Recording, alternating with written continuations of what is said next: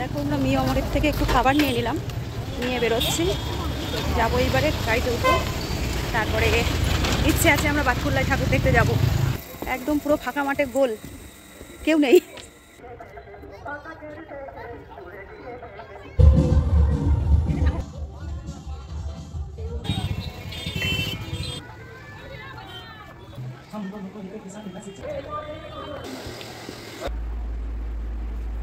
Hello everyone, দেখো পুজো তো পড়ে গেছে, চারিদিকে গান বাজনা আওয়াজ।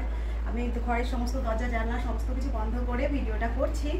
তো আজ পঞ্চমীর দিন, তো গতকালও আমরা ঠাকুর দেখতে গেছিলাম, আজও যাবো। আর এখন প্রায় রাত 9:30 মতো বেজে গেছে। দেখো একটা থ্রি পিস পরেছি, এটার সঙ্গে ওড়নাটা একটা আলাদা ওড়না ছিল, সেটা আর আমি নিইনি। আমি এরকম একটা অর্গানজার ওড়না অর্ডার করেছিলাম অনলাইন থেকে, এটাই নিয়েছি। তো আশপাশ থেকে টুকটাক একটু আওয়াজ আসতে পারে, পাশেই এক বাড়িতে নাম সংকীর্তন চলছে, তো সেই জন্য। আর বেশ কয়েকদিন ভিডিও তোমাদের সঙ্গে শেয়ার করতে পারছি না, জানি না আজকের এই ভিডিওটাও কবে শেয়ার করতে পারবো, কারণ আমাদের বাড়ির আশপাশে 3টে পুজো হয়, সেই জন্য ভয়েস ওভারও করতে পারছি না, আর রিয়েল ভয়েসে সারাদিন ভিডিও করাও সম্ভব হয়ে উঠছে না। তো পুজোর এই ভিডিওগুলো হয়তো পুজোর পরেই তোমরা সব দেখতে পারবে। তো আর কি, এই যে রেডি হয়ে গেছি, ঠাকুর দেখতে যাব। সিম্পল সেজেছি, তোমরা তো আমাকে এতদিন ধরে দেখো, জানোই আমি একটু সিম্পল সাজি পছন্দ করি। হয়তো জামা কাপড়গুলো একটুখানি রং বেরঙের হয়, কিন্তু সাজগোজ একটু সিম্পলি পছন্দ করি। তো এই দেখো এরকম একটা ম্যাচিং ইয়াররিং পরেছি আজকে, গলায় এখনো কিছু পরিনি, দেখি যদি কিছু পরি তো পরলাম। পরপর ভিডিও তো তোমাদের সঙ্গে শেয়ার করব, সাজ কতটুকু কি করলাম সেগুলো তোমরা দেখতে পারবে। এখনো আজ পঞ্চমী দিন, আমার কিন্তু সমস্ত শাড়ি এখনো বাড়ি আসেনি। তো যাই হোক, দেখো রেডি হয়ে অনেক কথা বলে ফেললাম, রেডি তো হয়ে গেছি, ঠাকুর দেখতে যাবো। আর পরপর তোমাদের সঙ্গে সবই শেয়ার করবো, সঙ্গে থেকেও দেখতে থেকো। বাড়ি থেকে বেরোনোর পরে আমরা একেবারে চলে এসেছি মিয়া মোড়েতে।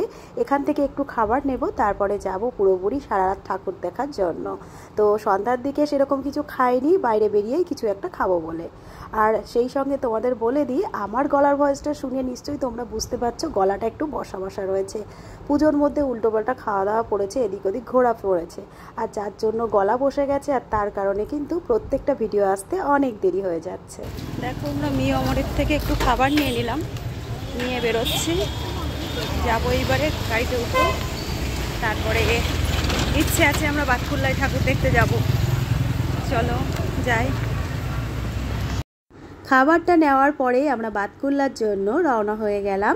আর সন্ধ্যার দিকে আজ যেহেতু আমরা কিছু খেয়েছিলাম না, আর পুজো স্পেশাল বলে কথা, তাই মিয়া মোড়ের থেকে দেখো আমরা চিকেন স্যান্ডউইচ নিয়ে নিয়েছিলাম, আর সেই সঙ্গে নিয়ে নিয়েছিলাম পিৎজা। এগুলোই এখন খেতে খেতে রওনা হয়ে গেলাম। গাড়ি চলছিল, আর বাইরের দিকে দেখো এখনও সবাই মণ্ডপে ঠাকুর নিয়ে যাচ্ছে। এর আগের ভিডিওতে আমি তোমাদের বলেছিলাম চতুর্থীর দিনের ভিডিও আর পঞ্চমীর দিনের ভিডিও তোমাদের সঙ্গে আমি শেয়ার করছি। আসলে আমি তোমাদের শেয়ার করেছিলাম দুদিনই চতুর্থীর ভিডিও, এবার দুদিন চতুর্থী পড়েছে, সেটা আমার আগে থেকে জানা ছিল না। তো যাই হোক, আজ আমরা বেরিয়ে গেছি, এটা ছিল পঞ্চমীর দিনের সন্ধ্যা। রাস্তায় আস্তে আস্তে তো বেশ পরপর অনেকগুলোই মণ্ডপ দেখে এলাম, আর কিছু ঠাকুরও বাইরের থেকেই দেখা যাচ্ছিল, তাই সেগুলো আর ভিডিও করিনি ইচ্ছে করেই। দেখো এখানে একটা যে মণ্ডপ আছে, মণ্ডপটা রাস্তার থেকে বেশ ভালো দেখা যাচ্ছিল। আর এই মণ্ডপে একটা অন্যরকম জিনিস ছিল, সেটা হলো মণ্ডপের উপরে বেশ হনুমানের মূর্তির আর কি ছবি দেওয়া ছিল। মণ্ডপটা তার জন্য একটু অন্যরকম দেখতে লাগছিল।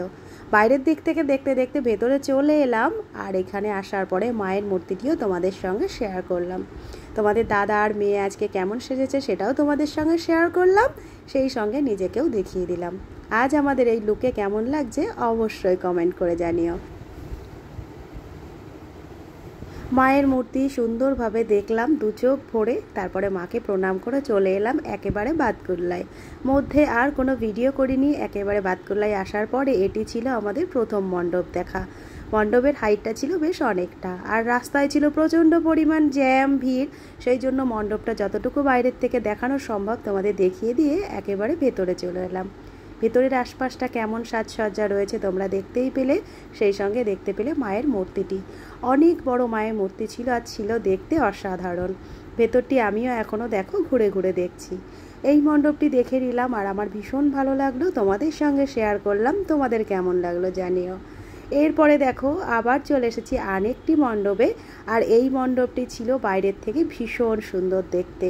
তো চলো এবার ভেতরে কি আছে কেমন আছে সেগুলোও তোমাদের দেখাই। এই মণ্ডপে যেটা বিশেষত্ব ছিল সেটা ছিল অনেক রকমের চটা, তারপরে কুলো, বেত, নানান রকম জিনিস দিয়ে মণ্ডপটি সাজানো।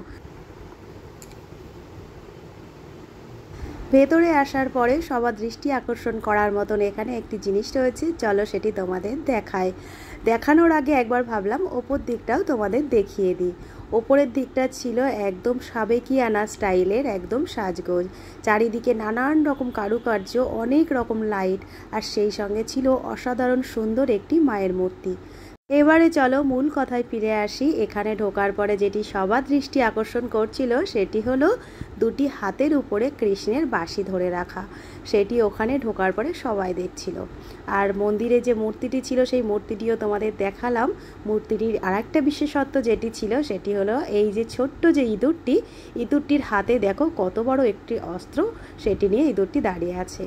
তো আমার মেয়ে এগুলো দেখার পরে মেয়েরও ভীষণ ভালো লেগেছিল। বাচ্চারা জানোই তো একটু অন্যরকম জিনিসপত্র দেখতে পছন্দ করে। আমাদের ভীষণ ভালো লাগার একটি মণ্ডপ ছিল, ভীষণ ভালো লাগার একটি মূর্তিও ছিল এই মণ্ডপে। তো ওই মণ্ডপ দেখার পরে আবার বেরিয়ে এলাম আরেকটি মণ্ডপের দিকে। আর এই মণ্ডপটি হয়েছিল অন্যান্য বারের তুলনায় অনেকটাই ছয়ছোট্ট আর অনেকটাই কমা পুজো। এবছরে আমাদের ওইখান থেকে শুরু করে বাতকুল্লায় আসার পরেও আমি দেখলাম পুজোগুলো বেশ অন্যান্য বারের তুলনায় ছয়ছোট্টই হয়েছে, তবুও বেশ ভালো লাগার মতোই ছিল। ওই মণ্ডপটি দেখে আবার আমরা চললাম পরবর্তী মণ্ডপের দিকে। আর রাস্তার লাইটিংগুলো তো এতক্ষণ তোমাদের সামনে তুলে ধরা হয়েছিল না, ভাবলাম একটু তুলে ধরি। আজ আমরা এসে একদম ফাঁকা ফাঁকা পেয়েছি, পুরো ফাঁকা ফাঁকাই ঠাকুর দেখছি। আর আজকে অনেকদিন পরে আমরা আমাদের গাড়িতে করে এসেছি, এই যে। তো কপালটা ভালো, আজকে আর হেঁটে দেখতে হলো না। চলো বাকি ঠাকুরগুলো কমপ্লিট করে দেখি।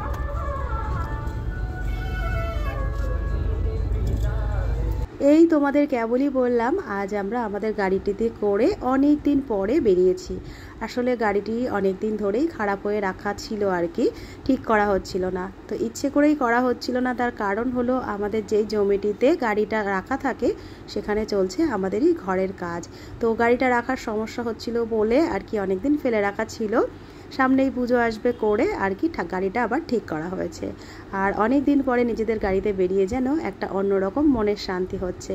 তো তোমাদের সঙ্গে তো সবই মোটামুটি শেয়ার করি, এই আনন্দের কথাটিও শেয়ার করলাম।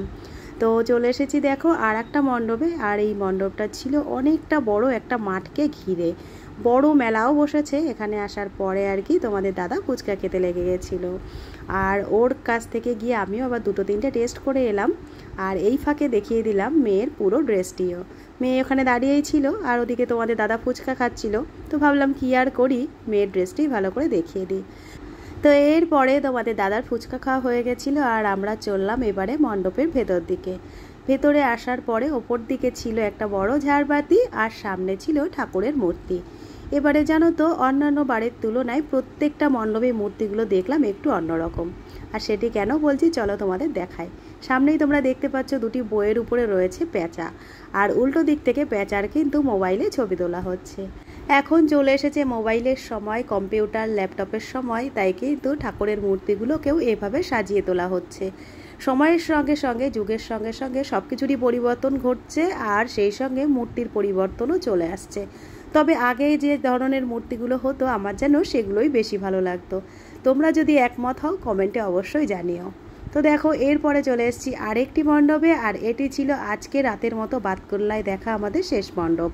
তো মণ্ডপটি ছিল অনেকটাই বড় আর বেশ সুন্দর। তবে ভেতরে ঢোকার পরে মায়ের মূর্তির আর ভিডিও আলাদা করে করিনি, প্রত্যেকটা মায়ের মূর্তিই তো তোমাদের সঙ্গে মোটামুটি শেয়ার করে দিলাম, তাই লাস্টের মণ্ডপের মূর্তিটি আর তোলা হয়েছিল না। এরপরে দেখো আমরা বাড়ি ফেরার পথে টুকটাক যে বাইরে মণ্ডপগুলো ছিল সেগুলো একে একে দেখছিলাম আর বাড়ির দিকে ফিরছিলাম। জগন্নাথ মন্দির দীঘার, তাই তো মনে হচ্ছে। হ্যাঁ সামনে। কটা বাজে দেখতো এখন বাবা? 2:07। দেখো এখন 2:07 বাজে রাত। আর আমরা বাতকুল্লা থেকে এসেছি, এখন আমাদের চাকদাতে এই ঠাকুরটা দেখবো, তারপরে আমরা বাড়িতে যাব। একদম পুরো ফাঁকা মাঠে গোল, কেউ নেই, দু একজন মানুষ। এই দেখো, তো বলছো দীঘার জগন্নাথ মন্দির ওরকম নাকি? একটা মন্দিরই, কিন্তু দীঘার জগন্নাথ মন্দির মনে হচ্ছে না। দেখো, আর এই যে দুই পাশে এরকম প্রচুর গাছপালা দেওয়া রয়েছে। যাও যাও যাও, সরিয়েই আসো, আর না হলে দাঁড়াও, দেখা তো হয়ে গেল, আমরা দেখে আসি। চলো এবার ভিতরে ঠাকুরটা দেখে আসি। তো বাতকুল্লা থেকে ফেরার পথে এত রাতে আবার আমরা ঢুকে গেছিলাম আমাদের চাকদারি একটা মণ্ডপ দেখে বাড়ি ফিরবো বলে। তো এখানে ঢোকার পথে আমাদের কথোপকথন শুনে তোমরা হয়তো বুঝতেই পেরেছো, আসলে এই মণ্ডপটি হওয়ার কথা ছিল দীঘার জগন্নাথ মন্দির। জায়গাটা অনেকটা কম থাকার কারণে হয়তো সেরকমটি হয়ে ওঠেনি, তবে যা হয়েছে বেশ সুন্দর লেগেছে, আমাদের খুব ভালো লেগেছে। তো ওই ঠাকুরটি দেখেই এখন আমরা ফিরছি বাড়ির দিকে। চলো তাহলে পঞ্চমীর সন্ধ্যা থেকে রাত অবধি কী করলাম পুরো ব্লগটি তোমাদের সঙ্গে শেয়ার করলাম। আজকের মতো আসছি, সবাই খুব ভালো থেকো, সুস্থ থেকো।